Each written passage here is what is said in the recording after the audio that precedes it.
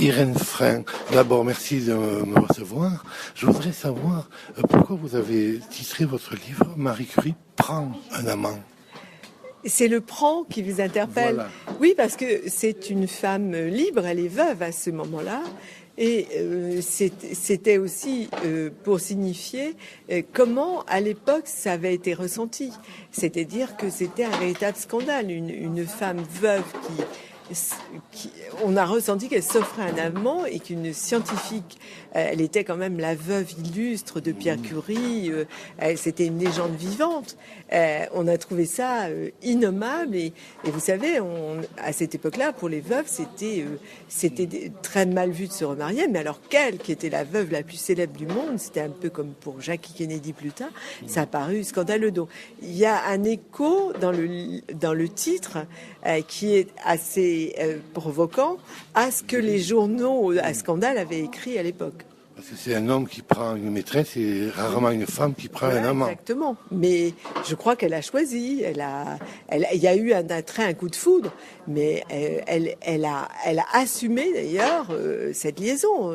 Elle voulait l'épouser d'abord et elle voulait former sans doute une famille recomposée avec ses enfants et ceux de Paul, qui se connaissaient depuis toujours.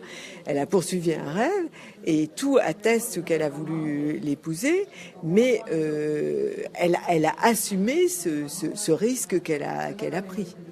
Vous parlez d'une biographie romanesque. Moi, je suis restée le plus près des faits. Je n'ai pas inventé leurs ébats, je n'ai pas inventé d'épisodes. Les faits, je les ai trouvés, je les ai établis en croisant la comptabilité de Marie Curie que personne n'avait analysée, en lisant de très très près la presse, en lisant de très près tous les documents, y compris les lettres d'amour de Marie Curie. Personne ne les avait regardés de très près. Par exemple, il y avait le code de leur boîte postale des deux amants. Personne ne s'était posé la question de savoir ce qu'il signifiait. On n'avait même pas relevé. Alors, ce code a un sens, et un sens qui montre bien que Marie Curie avait un rêve d'amour et de science. Il est très très révélateur. On voit très bien autour de quoi ça s'ordonne. Et aussi, je suis allée visiter les lieux, j'ai établi les distances, enfin avant d'écrire. Alors évidemment, une partie de ces recherches énormes n'apparaît pas dans le livre parce que c'est pas une thèse d'état que j'ai écrit, c'est un texte fluide. Je donne mes sources à la fin du livre, mais j'ai voulu surtout montrer les faits bruts. C'est le lecteur qui s'indigne. C'est pas moi qui s'indigne à sa place. C'est les lecteurs qui les trouvent magnifiques. Paul, Marie, Pierre Curie et les autres. C'est pas moi qui leur dis regardez comme ils sont magnifiques. Vous voyez, parce que je trouvais que les faits étaient plus démonstratifs qu'une démonstration. Pour préparer le livre, vous parlez d'investigation. Oui. D'où vous vient chez vous, écrivain, la notion d'investigation? Alors, j'ai toujours été curieuse, moi, de tout. Je considère que les choses ne sont pas si évidentes. On nous propose des tas de choses évidentes, elles ne le sont pas. Donc, je vais les voir. Et aussi, j'ai fait du journalisme, beaucoup de journalisme. Donc, quand vous faites du journalisme, eh bien, le journalisme, c'est d'aller au-delà des apparences, de ce qu'on vous raconte, de savoir exactement ce que sont les faits et quel est leur sens. Et aussi les historiens. J'ai fait beaucoup d'histoire, c'est la même chose. D'accord. Vous êtes parti de la comptabilité, c'est quand même étrange. C'est-à-dire, c'est surtout étrange parce que moi, je ne fais pas de compte chez moi et je suis pas une femme de chiffres. Mais là, je me disais que si je voulais rendre les faits indiscutables, il fallait que j'aille dans des documents indiscutables. Et il n'y a rien de plus indiscutable qu'une comptabilité. Et c'est à telle enseigne que cette liaison, qui avait été souvent niée, l'est plus maintenant que c'est établi sur des faits indiscutables. Le lecteur ne les a pas nécessairement, mais j'ai été jusqu'à faire des statistiques en amont. Vous voyez ? Oui. Quand on voit Marie Curie qui dépense le tiers de son salaire en vêtements, on se dit il se passe quelque chose dans sa vie quand même. Voilà, Et donc pour établir que c'est le tiers de son salaire, il faut regarder le salaire, il faut regarder ce qu'elle dépensait en vêtements avant, où elle dépensait quasiment rien. Et brusquement, il y a un pic. Donc là, vous dites, il se passe quelque chose. En plus, si vous apercevez que les vêtements sont blancs, alors qu'on la représente généralement en noir, quand vous trouvez des photos qui ont été, elles aussi, qui n'ont jamais été publiées, on se demande pourquoi, où elle est en blanc, vous vous dites, on nous a peut-être vendu une légende. Oui, en plus, on dit, enfin, j'ai lu quelque part que Langevin était très dépensier. Est-ce que c'est vrai? Oui, c'est exact, oui. Oui, Paul Langevin, il est toujours, comme on disait autrefois, la farine mondaine, c'est-à-dire qu'il n'arrive pas à finir le mois. Sa femme est dépensière, elle a beaucoup d'exigences financières. Lui travaille énormément pour faire rentrer l'argent. Lui-même est très coquet, il achète beaucoup de vêtements. Et on voit de temps en temps Marie Curie, dans la comptabilité, lui prêter de l'argent.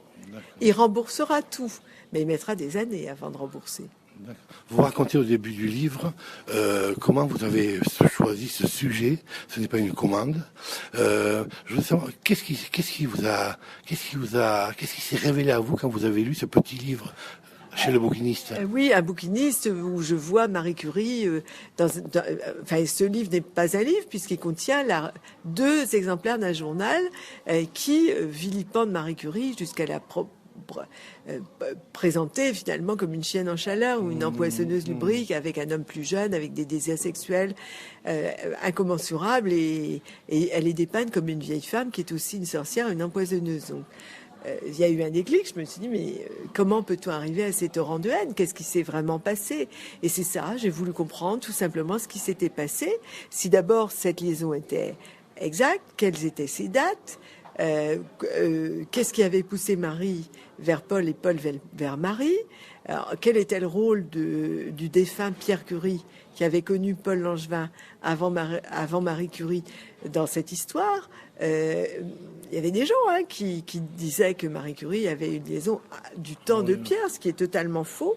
Donc j'ai regardé tous les documents et je me suis fait mon idée et j'ai découvert que c'était une histoire de haine familiale, épouvantable, de haine de voisinage, parce que la famille de Paul Langevin habitait tout près de chez Marie Curie, et aussi de haine politique, de règlement de compte sur une veuve, une étrangère, une femme dont on contestait les découvertes de façon absolument abominable, et qu'elle avait été le bouc émissaire idéal pour réactiver l'affaire Dreyfus, qui était une affaire qui tournait autour de l'armée.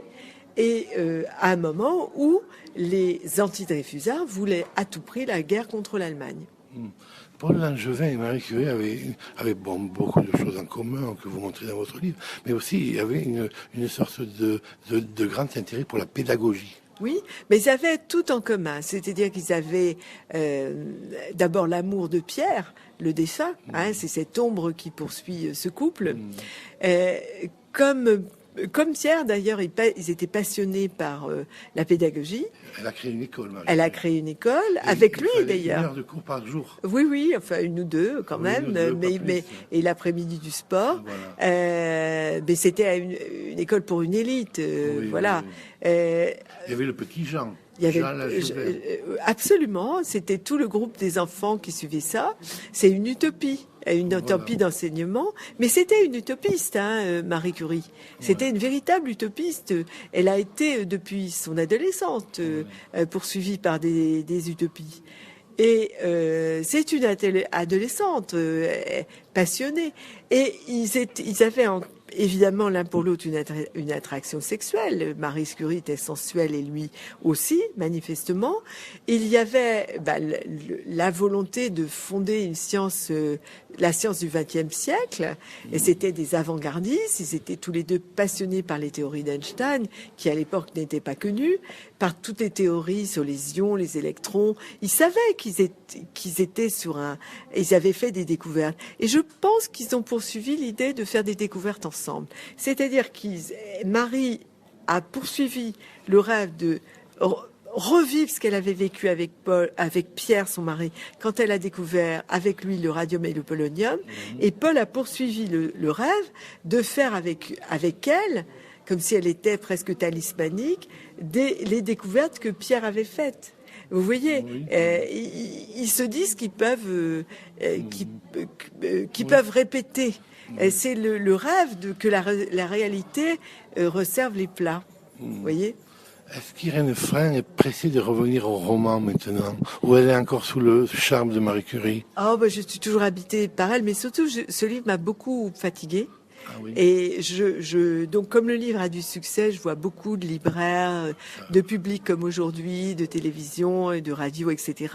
Je parcours la France et ce qui me plaît beaucoup d'ailleurs, parce que je crois que l'une des meilleures façons de se mettre en jachère, c'est de rencontrer la vraie vie.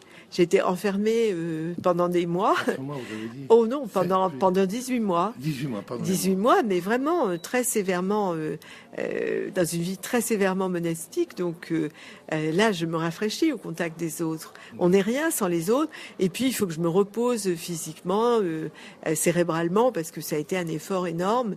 Et je me donne le temps de me... Je me suis toujours donné le temps de réfléchir avant d'écrire et avant d'avoir une idée de sujet.